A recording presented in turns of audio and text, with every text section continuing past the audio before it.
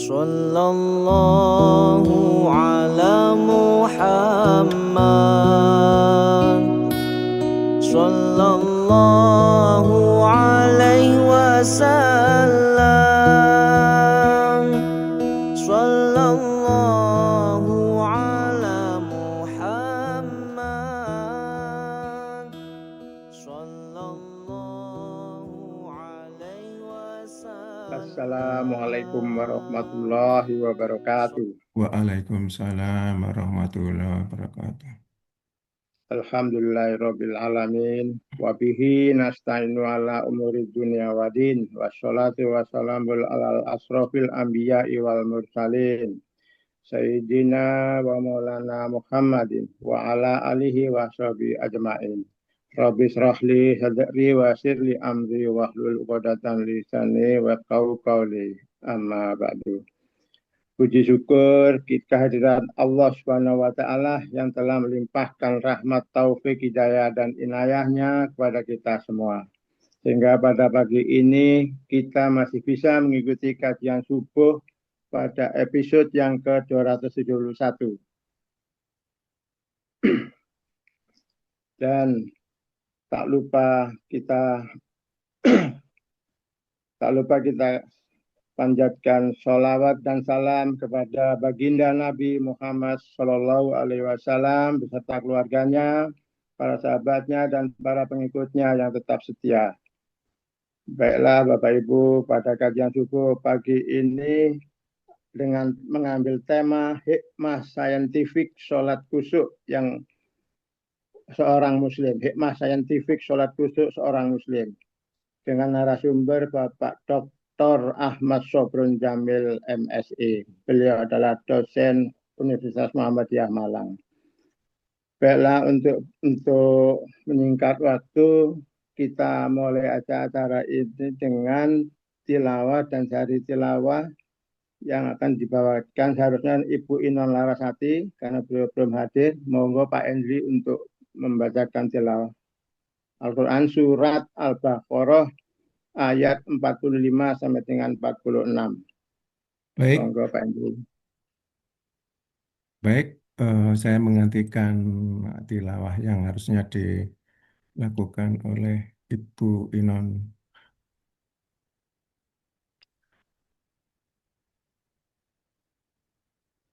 A'udzu billahi minasy syaithanir rajim. Bismillahirrahmanirrahim. Wastabi'u bisopri wasolat wa inaha lakabirun illa alal khosiin alladzina yatununa annahum mulaku rabbihim wa anahum ilaihi raji'un. Terjemahan surat Al-Baqarah, surat kedua, ayat 45 dan 46. Dengan nama Allah yang Maha Pengasih lagi Penyayang. Mohonlah pertolongan kepada Allah dengan sabar dan sholat.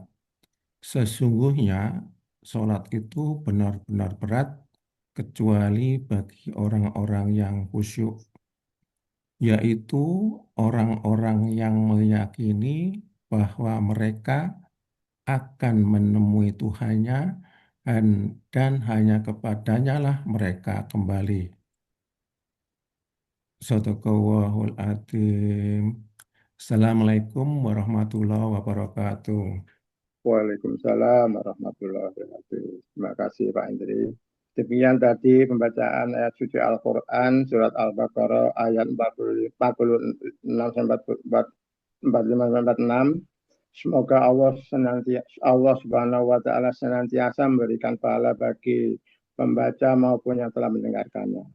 Baiklah, acara selanjutnya kita akan memasuki acara inti, yaitu kajian subuh online dengan tema hikmah saintifik sholat khusyuk seorang muslim.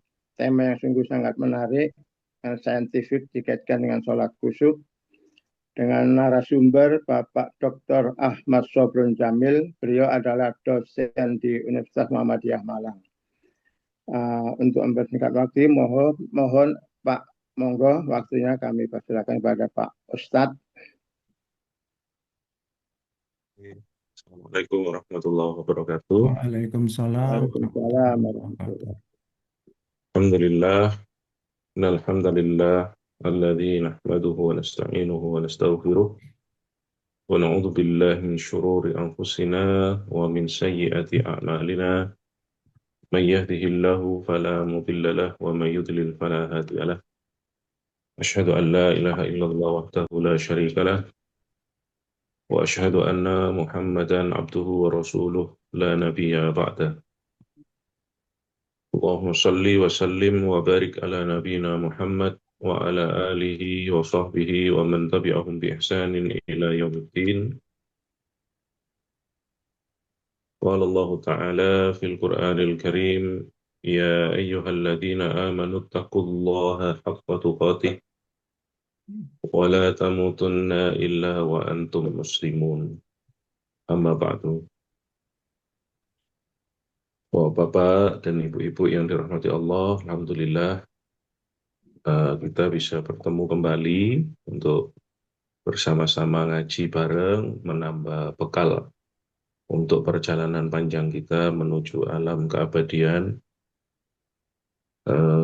Salawat dan salam semoga tetap tercurah kepada junjungan kita Nabi Muhammad SAW, juga kepada para sahabatnya, keluarganya, dan pengikutnya yang setia hingga akhir zaman.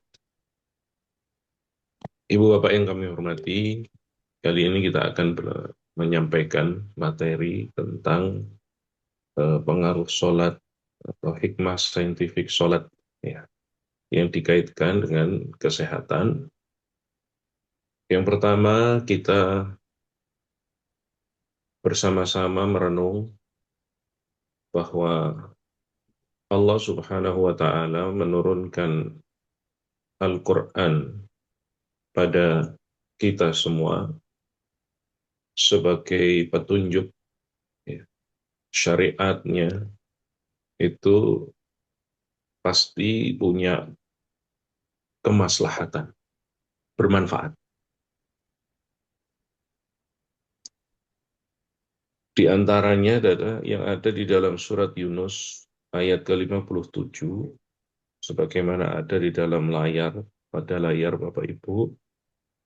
Dalam surat Yunus ayat ke-57 ini Allah menginformasikan tentang isi Al-Quran. Apa fungsinya? Allah berfirman, ya ayuhan nas, qad ja'akum mau'idhatum min rabbikum wa shifa'un lima fis sudur wa hudaw wa rahmatun lil mu'minin. Ya ayuhan nas, wahai manusia, qad ja'akum mau'idhatun min rabbikum. Sungguh telah datang kepada kalian pelajaran dari Tuhan kalian. Wa shifa'un lima fis sudur, dan obat penyembuh untuk apa-apa yang ada di dalam dada.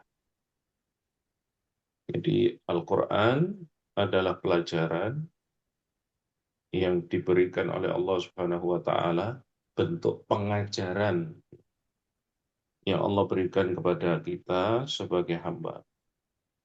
Dan syifa lima fis sudur, dan penyembuh bagi hati. Apa yang ada dalam dada kita, ya hati kita.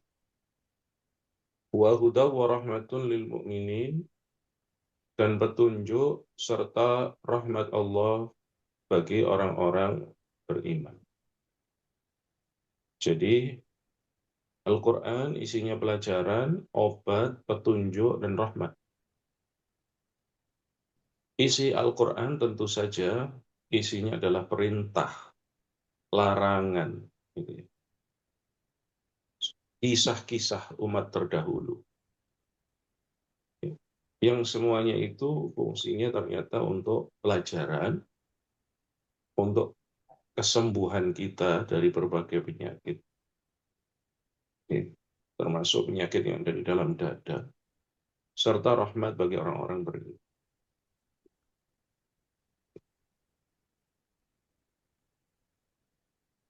Kemudian di dalam ayat yang ke-58, Allah Subhanahu wa taala berfirman, "Qul bi fadlillah."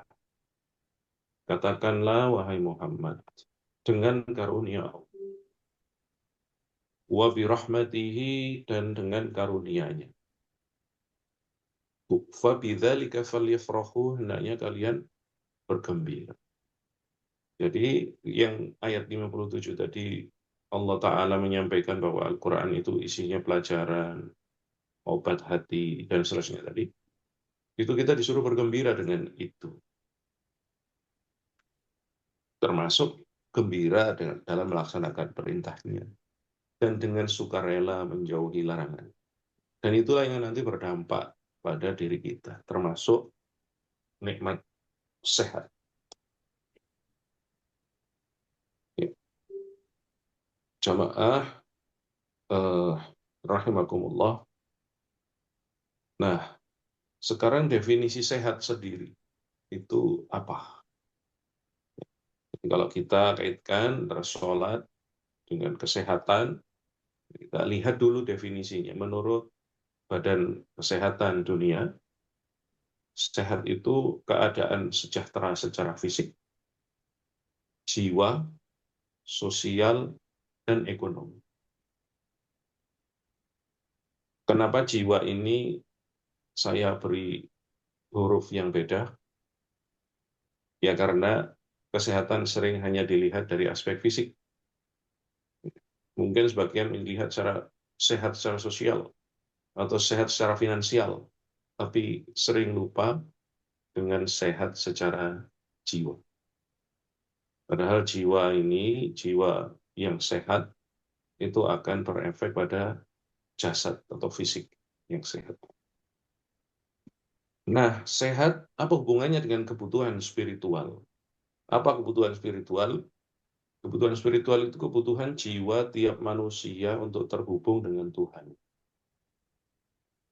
Jadi, setiap manusia itu secara naluriah mesti punya keinginan untuk mendekat pada Zat yang maha kuasa. Dan itu Tuhan, Allah Subhanahu wa Ta'ala. Secara naluri, dia pasti ingin mencari siapa yang bisa dia jadikan sandaran harapan. Sebagian memang dapat hidayah, sebagian keliru. Bersandar pada sesuatu yang sebenarnya dia tidak memiliki kekuatan. Maka bersyukur orang-orang mukmin, orang-orang beriman, sandarannya hanya kepada Allah Subhanahu wa Ta'ala. Nah, oleh karena itu, ada hal yang penting. Urgensi atau pentingnya terapi spiritual. Jadi untuk orang agar bisa sehat, maka terapi spiritual ini penting. Karena punya bukti saintifik. Terapi spiritual ini meningkatkan kualitas hidup yang sakit. Di sebagian bahkan sampai sembuh. Meningkatkan kualitas hidup, meningkatkan harapan hidup, bahkan sampai level sembuh. Ini cara di antara contohnya, Bapak Ibu yang dirahmati Allah. Ini adalah hasil studi penelitian tentang keperawatan di dalam publikasi internasional bereputasi. Judulnya adalah The Effect of Prayer, efek dari sholat atau doa. Prayer ini sholat maksudnya. On mental health of hemodialysis patient, referring to Imam Reza dan seterusnya. Di Imam Reza Hospital. Jadi secara singkat, hasil penelitian ini menyebutkan bahwa the effect of this care and creation of peace feeling efek dari pola asuh keperawatan dengan membuat orang itu believe, ya, meningkatkan keimanannya, melaksanakan sholat, dan ini menjadikan sholat menjadi bagian penting dalam hidupnya. Pasien-pasien yang meyakini itu mengalami namanya kedamaian perasaan. Dan dibarengi dengan rapid recovery in health condition. Rapid recovery. Jadi recovery yang cepat pada pasien-pasien tersebut. Kita ingat hemodialisis ini kan pasien yang terus-menerus mengalami atau harus melakukan cuci darah. Orang yang terkena gagal ginjal. Nah, rapid recovery dia lebih cepat dia sehat karena kan setelah cuci darah itu tidak langsung bisa beraktivitas normal, mesti akan ada waktu jeda, dia masih lemas dan sebagainya. Ternyata ketika diukur yang tertib sholatnya, yang menjiwai sholatnya itu lebih cepat recovery. Penelitian lain, effect of Muslim prayer. Berarti efek ini juga masih tetap pada jurnal bereputasi internasional, Journal of Alternative and Complementary Medicine, ya. Sini juga disebutkan. Ternyata effect of Muslim prayer on alpha electroencephalography and its relationship with autonomic nervous system activity. Jadi efek dari sholat pada munculnya gelombang alfa pada saat dilihat dengan elektroencephalograf dan hubungannya dengan aktivitas nervous system yang autonomik dengan sistem saraf otonom. Singkatnya, di conclusion, penelitian ini menunjukkan bahwa ketika sholat, aktivitas saraf parasimpatik, saraf parasimpatik itu saraf rileks, increase. Saraf rileks meningkat, sympathetic activity decrease, yaitu singkatnya begitu ya. Kalau kita jelaskan parasimpatik, simpatik panjang, tapi intinya kalau dengan aktivitas parasimpatiknya naik, sympathetic activity decrease, itu yang muncul adalah ketenangan. Ya. Kemunculannya dalam diri kita, dalam tubuh kita itu ketenangan. Karena itu regular sholat praktis, sholat yang dilakukan secara tertib, promote relaxation, bisa menjadikan orang makin tenang. Anxiety, kecemasannya menurun. Dan ini akan menurunkan resiko penyakit kardiovaskular, penyakit jantung dan pembuluh darah. Jadi sholat itu sampai diteliti sampai seperti itu dengan alat gelombang otak dan lain sebagainya. Ternyata efeknya sampai segitu luar biasa. Promote relaxation, minimize anxiety, reduce cardiovascular risk. Banyak sekali penelitian lain, saya kira Bapak Ibu yang dirahmati Allah, yang membuktikan itu tadi. Nah, kebutuhan dasar manusia.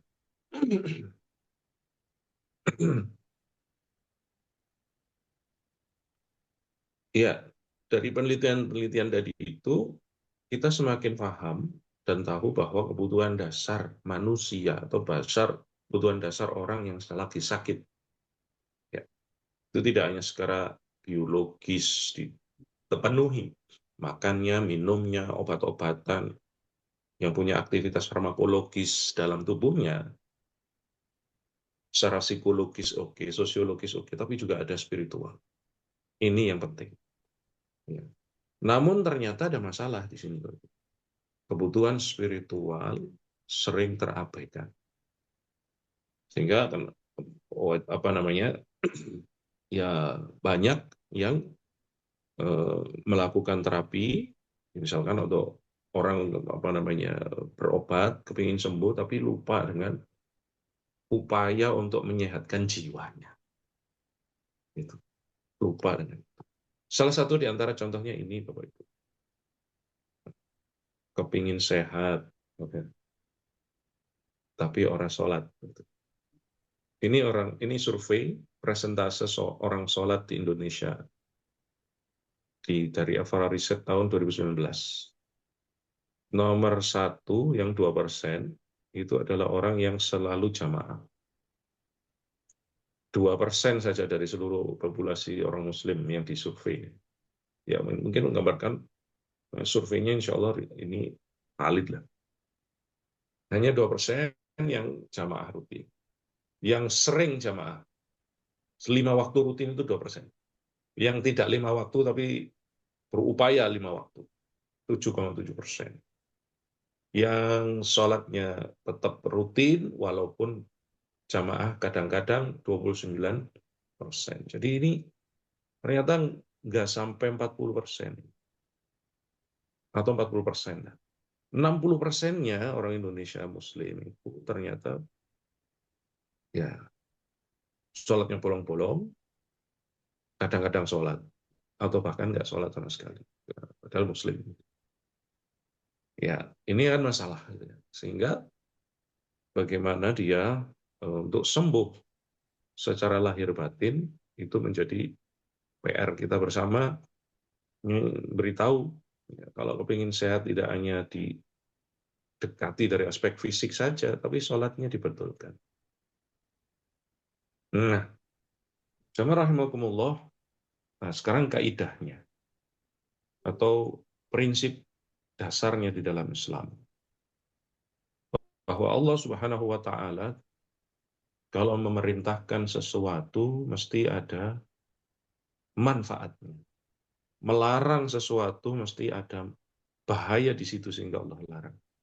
Dan Allah Subhanahu wa Ta'ala menciptakan sesuatu mesti ada hikmah. Ya. Jadi hikmah atau kebaikan itu apa yang tersembunyi? Salah seorang ahli tafsir menyampaikan hikmah itu apa. Itu dari sebuah ayat yang kita bersama insya Allah sering membacanya dalam surat Al-Baqarah ayat yang ke-32. Qalu subhanaka la ilma lana illa ma 'allamtana innaka antal alimul hakim. Maha suci, mereka berkata, para malaikat menjawab, subhanaka, maha suci engkau lah. Ya Allah, la ilma lana, tidak ada ilmu kecuali illa ma 'allamtana, kecuali apa yang telah engkau ajarkan. Innaka antal alimul hakim. Sungguhnya engkau adalah zat yang maha pengetahui dan maha bijaksana. Jadi Al-Hakim itu maha bijaksana. Ya. Seorang ahli tafsir, Syekh Abdurrahman bin Nasir As-Sa'di, dalam tafsirnya Taisir Kalimir Rahman, Karimir Rahman, di tafsir Kalamil Mannan, itu judul kitab tafsirnya, menyampaikan Al-Hakim itu apa? Allah SWT, jadi beliau menyampaikan dalam tafsirnya Syekh Abdurrahman bin Nasir As-Sa'di, فَمَا خَلَقَ شَيْئًا إِلَّا لِحِكْمَةٍ. Dan tidaklah Allah menciptakan sesuatu kecuali dengan hikmah, wala amru bisyai'in illa lihikmatin. Dan tidaklah Allah SWT memerintahkan sesuatu kecuali mesti ada hikmah. Termasuk perintah untuk sholat mesti ada hikmah. Dan pada asalnya, Bapak Ibu yang dirahmati Allah, orang beriman itu tahu atau tidak tahu hikmahnya, kita sami'na wa ata'na. Sebagaimana Allah Ta'ala berfirman, innama kana qaulal mu'minina idza du'u ila Allahi wa rasulihi liyahkuma bainahum ay yaqulu sami'na wa ata'na wa ulaika humul muflihun. Orang-orang beriman itu kalau berucap ketika mereka diajak untuk menaati Allah dan Rasul-Nya, agar Rasul-Nya memutuskan hukum di antara mereka, ajaran kalian, maka mereka berkata sami'na wa ata'na. Kami dengar dan kami taati. Mereka lah orang-orang yang beruntung. Jadi pada asalnya, hukum asalnya, kita ini orang beriman diperintah ya dilakukan, dilarang ya dijauhi. Baik tahu atau tidak tahu hikmahnya, tahu atau tidak tahu manfaatnya, karena itu sudah termaktub, misalkan perintah hurrimat alaikumul maitatu, kita diharamkan memakan bangkai. Ya. Misalkan hurrimat alaikumul maitatu wadam, dan darah, walahmul khinzir, dan daging babi. Itu diharamkan semua, kita jauhi karena sami'na wa ata'na. Baik tahu maupun tidak tahu. Mungkin ilmu pengetahuan modern kemudian tahu, oh karena daging babi banyak mengandung cacing. Oh karena gennya terlalu dekat dengan manusia. Bisa jadi penyakit babi bisa langsung nular ke manusia. Itu baru sekarang. Terpublikasi, terbukti, dan seterusnya. Tapi pada asalnya mau terpublikasi atau tidak terpublikasi, terteliti atau tidak, kalau itu perintah, ada di Quran, ada di hadis Nabi, kita lakukan. Itu pada hukum asal. Lalu mengapa kita belajar atau mengkaji tentang hikmah-hikmah itu? Ya karena itu juga tidak salah. Karena di antara cara kita untuk menambah keimanan adalah dengan menambah pengetahuan kita tentang kemanfaatan dari agama kita. Kemanfaatan dari perintah adalah menambah keimanan untuk meyakinkan orang yang belum yakin, ya, termasuk untuk menjadi bahan untuk mendakwahi orang, mengajak orang jadi baik. Ya. Nah, kita kalau kembali pada pembahasan tentang bagaimana tadi sholat itu berpengaruh terhadap kesehatan, banyak sekali aspeknya, diantaranya secara psikologis, ya. Jadi nanti ada secara psikologis, sejarah dan seterusnya, ada kan banyak. Di antaranya secara psikologis itu tadi, jadi partisipan yang disurvei dengan sholat, sholatnya itu disurvei, ya ada 2 partisipan, ya pasien yang sebagian ini tertib sholat disurvei dan yang nggak tertib sholat. Hasil studi ya menunjukkan bahwa pada pasien yang tertib sholat itu mereka lebih tenang, lebih optimis dalam hidup, ya walaupun penyakitnya parah, ya lebih optimis, lebih tenang menghadapi sakit dan lain sebagainya. Jadi hal-hal positif sehingga kualitas hidupnya lebih baik. Secara psikologis juga karena itu tadi di awal sempat kita sampaikan, sholat itu mengaktifkan gelombang alfa yang itu memunculkan relaksasi ke dalam tubuh kita. Gitu ya. Gelombang alfa pada otak. Ya. Jadi kekuatan relatif gelombang alfa pada otak ini menaikkan aktivitas saraf parasimpatik, menurunkan aktivitas saraf simpatik, yang memunculkan efeknya adalah efek rileks. Cemasnya menurun, dan sehingga menurunkan risiko penyakit kardiovaskular. Ya. Ini manfaat neurologisnya juga demikian, meningkatkan aktivitas gelombang alfa yang mengindikasikan otak dalam kondisi rileks. Saya lanjutkan cepat saja. Nah, selanjutnya ini. Nah, penelitian lanjutan.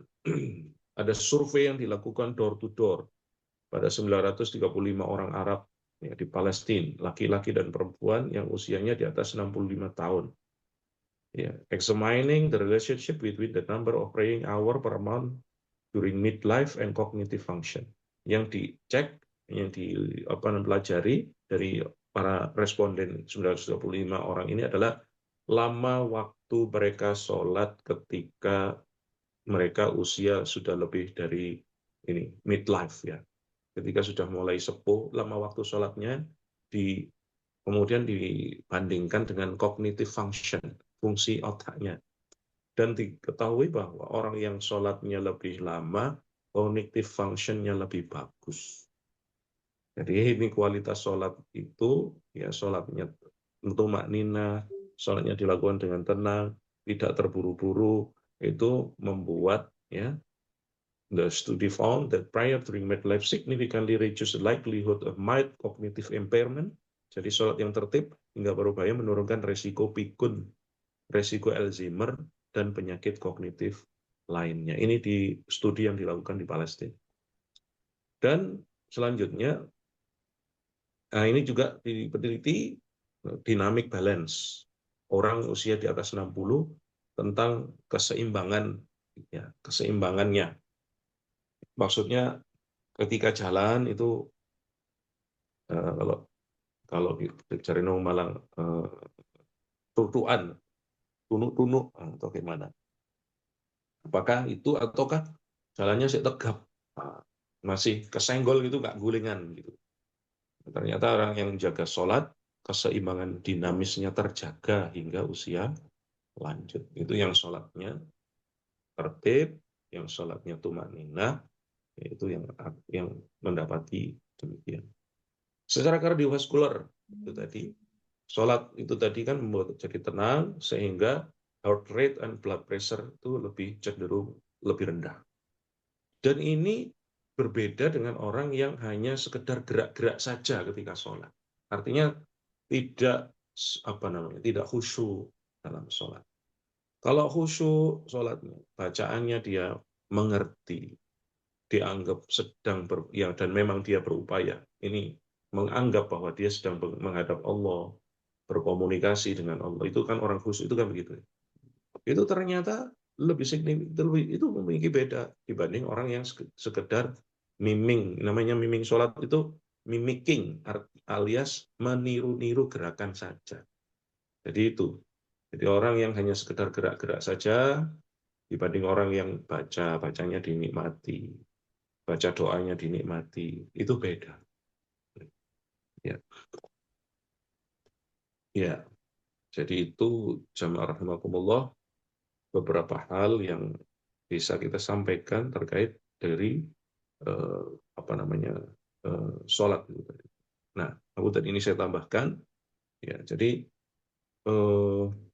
orang yang sholatnya ini tadi disebutkan, yang sholat dengan tertib, religious activity-nya bagus, itu head lower blood pressure, ya, dibandingkan yang itu tadi, yang tidak melaksanakan dengan baik. Maka jamaah rahimakumullah, kalau kita kembali kepada ayat yang Allah Subhanahu wa taala sampaikan tadi, qul bi fadlillah, katakanlah wahai Muhammad, dengan karunia Allah gitu ya. Wa bi rahmatihi, ya ini ayatnya. Dengan karunia Allah dan dengan rahmatnya fabidzalika falyafrahu, hendaknya dengan yang demikian itu kalian bergembira. Jadi pada asalnya kita ini oleh Allah SWT disuruh sholatlah dengan gembira. Puasalah dengan gembira. Ibadah dengan gembira. Kenapa? Karena semua itu lebih bagus dibandingkan apa yang dikumpulkan orang-orang, apakah itu harta benda dan lain sebagainya ketika di dunia. Sholat yang kita lakukan dengan tumakninah, selain itu akan membuat kita jadi sehat, ya, menjadi bugar, fit, ya. Puasa yang kita lakukan jadi membuat kita jadi sehat, dan lain-lain ibadah yang kita lakukan membuat kita jadi sehat. Makanya disuruh dilakukan dengan gembira. Jadi tidak terpaksa. Dan karena memang ibadah-ibadah itu kebutuhan kita, bukan beban hidup. Jadi ibadah-ibadah itu justru membuat kita terpenuhi kebutuhan seperti makan. Kan kita mungkin jarang ya makan itu dengan keadaan terpaksa. Yang ada adalah kita makan, menikmati makanan kita. Nah, makanan rohani itu yang seringkali kadang kita lalai, melupakan. Menikmati makanan rohani kita berupa sholat, berupa tilawatil Quran, ngaji, membaca Al-Quran, dan seterusnya. Nah, mudah-mudahan dengan tambahan informasi yang kami sampaikan pagi ini, kita jadi lebih semangat. Sholat lebih semangat, lebih bergembira dan menikmati ibadah kita. Maka Bapak Ibu-ibu yang dirahmati Allah, apa yang sedikit bisa kita sampaikan, monggo barangkali ada yang bisa kita diskusikan. Kami kembalikan kepada Pak Endri atau Pak Pramono. Monggo, Pak. Baik, Pak Ustadz. Monggo Bapak Ibu yang mau bertanya atau berdiskusi dengan Pak Ustadz. Tema yang sungguh sangat menarik. Monggo. Mungkin Pak Endri dulu. Monggo, kalau nggak ada saya dulu. Atur nuhun Pak Ustadz, menarik sekali ya kalau kita bicara masalah sholat khusyuk ya. Karena saya sendiri terutama susah sekali untuk mencapai sholat khusyuk. Bahkan yang pernah saya dengar ya, eh, sahabat Ali pun menantu Nabi itu pun ketika ada suatu apa perbincangan dengan Rasul gitulah ya, di diminta untuk sholat khusyuk dan kalau bisa sholat khusyuk dapat hadiah surban atau eh, cenderamata dari Rasul gitu ya. Di sholat pertama beliau bisa gitu lah ya. Tapi begitu di rakaat pertama bisa khusyuk gitu ya. Tapi begitu rakaat kedua beliau justru berpikir hadiah yang akan diberikan gitu loh. Jadi bagaimana sebenarnya mencapai untuk sholat khusyuk itu ya? Karena ada yang bilang juga begini Pak Ustadz, sholat khusyuk itu sebenarnya bukan tujuan, tapi yang penting adalah bagaimana untuk menggapai sholat khusyuk itu. Ngaten Pak Ustadz, matur nuwun. Oke.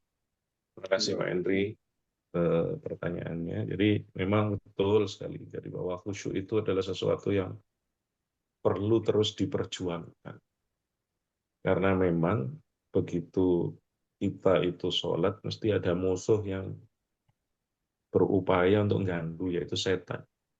Setan yang berupaya untuk mengganggu kekhusyuan kita dalam sholat. Ya betul sekali, memang itu sesuatu yang berat. Ya. Sesuatu yang nggak mudah, kalau nggak bisa dibilang berat, ya sesuatu yang tidak mudah. Makanya juga Nabi Shallallahu Alaihi Wasallam itu menyampaikan tentang pahala sholat. Ya. Pahala sholat itu tadi ada yang penuh dapat sepenuhnya pahala sholat, ada yang dapat sepertengah, ada yang dapat sepertiga, ada yang dapat seperempatnya. Iya itu karena dari kualitas kekhusyuannya. Hmm. Oke, nah apa namanya? Terus bagaimana supaya bisa khusyuk? Ya tentu ya, pertama kita minta pertolongan kepada Allah Subhanahu wa taala. Dan tidak khusyuk itu apa namanya? Tidak membatalkan sholat, ya Bapak Ibu. Jadi tidak kalau memang khusyuk adalah pelatihan kita sepanjang hidup dan tantangan kita untuk terus bisa apa namanya? Fokus dalam sholat kita itu sepanjang hidup. Jadi kita oleh Allah Subhanahu wa taala ya, memang diberi itu tadi karena ada fa'alhamaha fujuraha wa taqwaha. Kita ini diberi ilham atau di apa namanya? Di dalam tubuh kita punya potensi fujur atau takwa. Punya potensi fujur atau fasik atau keburukan, wa taqwa dan potensi takwa. Dan itu terus sampai akhir hayat kita terus bergelut kita dengan itu. Termasuk ketika kita melaksanakan sholat. Oh kadang-kadang iling akhirat, oh khusyuk. Tapi kemudian iling dunia, iling kunci mobil, oh lali sih. Terus sepeda motor, terus dipateni, aduh enggak, sudah dipateni tapi kuncinya nyantol. Lalu sebagainya seperti itu juga bisa jadi apa namanya penurun kekhusyuan atau kualitas kekhusyuan kita. Nah, oleh karena itu memang belajar sholat untuk khusyuk itu menjadi apa namanya sesuatu yang terus harus kita lakukan sepanjang dari hidup kita. Dan tadi yang kita sampaikan Bapak-bapak yang dirahmati Allah, itu apakah orangnya sholatnya khusyuk terus? Ya karena khusyuk itu kan kita nggak bisa nilai secara apa namanya secara fisik nggak bisa. Ada orang yang apa namanya kayaknya gerakannya itu tenang, tapi di dalam pikiran dan hatinya bergejolak macam-macam. Karena secara fisik nggak bisa dinilai. Ya masing-masing diri inilah yang bisa menilai. Nah, intinya supaya bisa khusyuk itu ada dua hal. Yang pertama adalah menghilangkan sebab-sebab sarana atau apapun yang itu mengganggu kekhusyuan. Yang kedua, bagian kedua adalah mendatangkan sebab-sebab sarana yang menunjang dan mendukung kekhusyuan. Ya, misalkan sebab-sebab yang mengganggu kekhusyuan. Ya, jadi Kalau kita bagi lagi, itu ada yang aspeknya ruh, ada yang aspeknya fisik. Yang aspek ruh, diantaranya adalah dosa dan kemaksiatan. Karena orang itu semakin banyak kemaksiatan noda dalam dadanya, dalam hatinya semakin banyak, sehingga cahaya iman itu tidak bisa masuk. Kata Nabi SAW, Innal mu'mina idza adnaba dzamban nuqtatun fi qalbihi nuqtatun sauda wa in taba wastasraha sutila qalbah wa in zada zadat hatta tughliqa qalbah. Jika seorang mukmin berbuat dosa, maka hatinya akan ternoda dengan noda berwarna hitam. Jika dia bertobat, memperbaiki diri, maka hatinya kembali berkilau. Artinya bersih jernih. Wa in zada zadat hatta tughliqa qalbah. Jika dia terus-menerus nambah dosa dan kemaksiatannya, maka dosa dan kemaksiatan akan terus nambah sampai hatta tughliqa qalbah. Sampai hatinya itu tertutup. Ya, ketika itu terjadi, yang akibatnya apa? Seperti hadis Nabi yang lain, beliau menyampaikan, kal-kuzi mujahiyan la ya'rifu ma'rufan wa la yankiru munkaran illa ma asyrabu min hawahu. Orang yang hatinya sudah tertutup karena dosa yang bergelimang begitu banyak, akhirnya dia tidak lagi mengenal mana kebaikan, mana keburukan. Tidak bisa menikmati kebaikan-kebaikan. Tidak bisa menikmati peribadahan dan ketaatan. Yang semua yang dia nikmati adalah yang berdasarkan hawa nafsu. Nah, sehingga aspek ruh yang harus segera atau perlu untuk terus dilakukan adalah berupaya tobat, berupaya untuk istighfar, supaya dosa dan kemaksiatan atau dosa-dosa yang dilakukan karena kemaksiatan, yang muncul karena kemaksiatan itu bisa terhilangkan dari hati. Yang itu bisa menunjang yang dosa itu membuat kekhusyuan kita hilang. Nah, aspek fisiknya, contoh misalkan, ya menghilangkan aspek-aspek, ya misalkan remeh saja, belum sholat, tapi dia masih ada misalkan laptopnya belum dimatikan, sepeda motornya belum dikunci, itu aspek-aspek fisik ringan-ringan, tapi itu akan memicu orang ketika sholat jadi ingat dan kepikiran barang. Nah, itu yang harus dihindari atau segera diselesaikan sebelum sholat dilakukan. Ya dikunci, diamankan, dan lain sebagainya. Dimatikan apa yang jadi pekerjaannya itu supaya tidak kepikiran. Dan yang kedua adalah mendatangkan sebab-sebab kekhusyuan. Itu apa? Yaitu tadi, tentu banyak lakukan amal sholat. Tentu juga yang dilakukan adalah berupaya menyempurnakan bagian-bagian yang menjadi tata tertibnya sholat. Seperti wudhu. Wudhu yang sempurna itu akan menunjang sholat kita jadi lebih khusyuk. Yang ketiga adalah mengerti apa yang kita baca. Nah, ini juga menjadi pelajaran yang terus perlu untuk kita pelajari. Mengerti apa yang kita baca di dalam sholat. Mengerti doa iftitah itu apa maknanya. Fatihah, ayat yang kita baca. Rukuk baca apa. Subhana rabbiyal azim. Maha suci Allah yang maha besar. Sami Allahu liman hamidah. Rabbana itu semuanya dimengerti, walaupun tidak harus dieja per huruf atau per kata, tapi kita maknai Sami Allahu liman hamidah. Rabbana walakal hamd. Dan seterusnya sampai sujud, itu semua kita ngerti apa yang kita baca, insya Allah itu akan menunjang khusyuk. Makatan Pak Henry. Jadi matur nuwun, Ustaz. Mungkin teman-teman lainnya masih ada yang mau bertanya. Monggo, Bapak Ibu.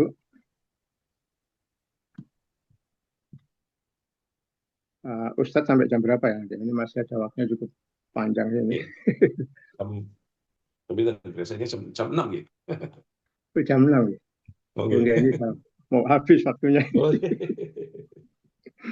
Mana Pak Andri? Ya udah ditutup kalau nggak ada pertanyaan, Mas Pram. Baiklah, kalau begitu demikian tadi Bapak Ibu yang dirahmati Allah, tausiah yang disampaikan oleh Pak Ustadz cukup menarik dan menggugah supaya bisa meningkatkan keimanan, ketakwaan dan kekhusyukan kita pada saat sholat ya. Semoga ilmu yang Pak Ustadz sampaikan bermanfaat dan meningkatkan keimanan dan ketakwaan kita semua. Mudah-mudahan kita mampu untuk mengaplikasikan dalam kehidupan sehari-hari, terutama dalam sholat yang khusyuk. Sholat khusyuk itu sungguh sholat itu sangat berat kecuali bagi yang khusyuk. Jadi khusyuk aja, sholatnya berat kecuali yang khusyuk. Demikian tadi, sebelum kita tutup dengan doa dan kafaratul majelis, ini ada informasi untuk acara kajian subuh online Kamis depan akan dibawakan oleh Ustadz Zohri Rahman, SPDI, dengan tema resep kesembuhan dari Al-Quran. Demikian tadi. Demikian Pak Ustadz, mohon untuk acara selanjutnya adalah doa penutup dan kafaratul majelis. Monggo Pak Ustadz. Oke, kita berdoa kepada Allah SWT agar Allah SWT memberikan kita kesehatan, ya, keridhaan, keistiqomahan dalam hati kita dalam melaksanakan tugas hidup ini sebagai hamba-Nya. Bismillahirrahmanirrahim. Alhamdulillahirabbil alamin. Hamdan na'imin hamdan syakirin hamdan yu'abi ni'amahu yakafi mazidah. Ya Rabbana lakal hamdu kama yanbaghi li jalalikal karim wa 'azimi sultanik. Allahumma shalli wa sallim wa barik ala nabiyyina Muhammad wa ala alihi wa sahbihi ajma'in. Allahumma ighfir lana dhunubana wa li ikhwanina alladhina sabaquna bil iman wa la taj'al fi qulubina ghillan lil ladzina amanu rabbana innaka ra'ufur rahim. Allahumma inna nas'aluka salamatan fid din wa 'afiyatan fil jasad wa ziyadatan fil ilmi wa barakatan fil rizqi wa tawbatan qabla al maut wa rahmatan indal maut wa maghfiratan ba'da al maut. اللهم هون علينا في سكرات الموت والنجاة من النار والعفو عند الحساب. اللهم أرنا الحق حقا وارزقنا اتباعه وأرنا الباطل باطلا وارزقنا اجتنابه. ربنا لا تؤاخذنا إن نسينا أو أخطأنا ربنا ولا تحمل علينا إصرا كما حملته على الذين من قبلنا. ربنا ولا تحملنا ما لا طاقة لنا به واعف عنا واغفر لنا وارحمنا أنت مولانا فانصرنا على القوم الكافرين. ربنا آتنا من لدنك رحمة وهيئ لنا من أمرنا رشدا. ربنا هب لنا من أزواجنا وذرياتنا قرة أعين واجعلنا للمتقين إماما. ربنا آتنا في الدنيا حسنة وفي الآخرة حسنة وقنا عذاب النار. وسبحان ربك رب العزة عما يصفون وسلام على المرسلين والحمد لله رب العالمين. سبحان الله ربنا وبحمده أشهد أن لا إله إلا أنت أستغفرك وأتوب إليك. السلام عليكم ورحمة الله. Waalaikumsalam warahmatullahi wabarakatuh. Selanjutnya.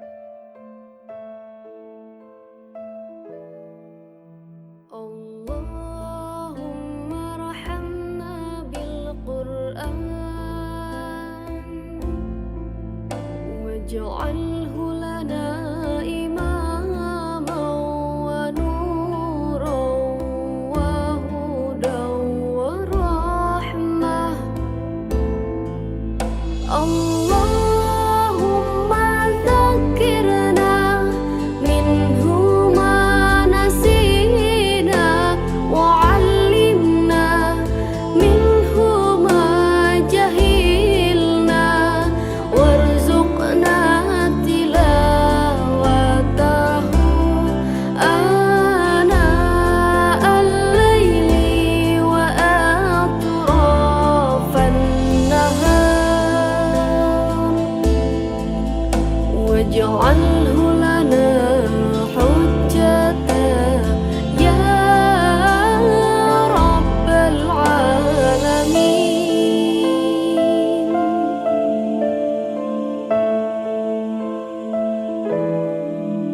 Allahumma rahamna bil Qur'an